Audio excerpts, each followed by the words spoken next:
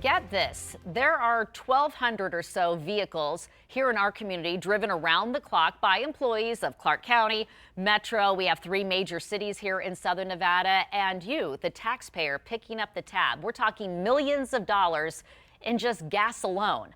Rachel O'Brien from OpenTheBooks.com joins us live to hash it out.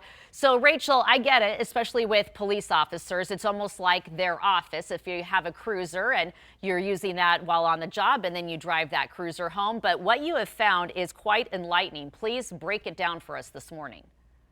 Yeah, so the 1,200 vehicles rather, they represent tens of millions of dollars spent buying the vehicles, paying for gas, insurance, and maintenance. So 3/4 of the vehicles are driven by police. So Metro plus Henderson and North Las Vegas departments. Metro Police have 702 of the vehicles. That's 80 more than the year before. Henderson has 140, 117 of which are police. The rest are other agencies in the city. And North Las Vegas, they had 94, 82 of which are driven by police. The city of Las Vegas drove 81.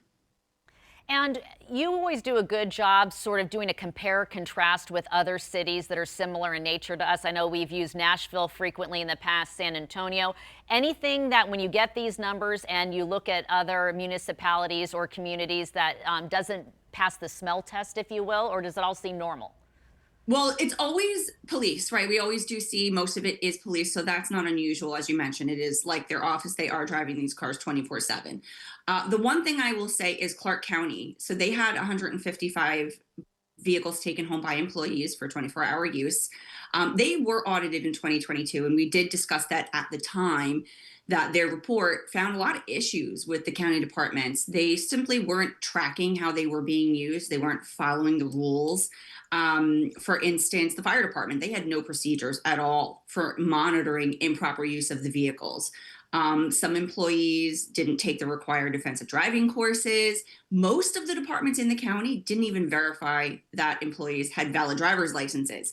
So those are obviously some big issues. The county at the time said it would update their guidelines and update their forms to require a section for a driver's license expiration. They would have departments better monitor. So we asked the audit department last week whether they had follow up on this audit and the recommendations to see if they were implemented. The audit department said they're still working on it 3 years later, that they don't know, if all these everything was implemented, if they're following the recommendations they expect toward the end of the year. So the county is something to watch and hope that audit department finds out that they sort of shaped up a bit.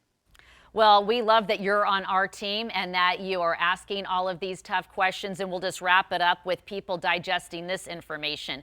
$2.5 million a year for auto insurance alone. We are going to put all of your great reporting online along with our discussion, and people can check it out at their leisure. Thank you, Rachel. We will see you again next week.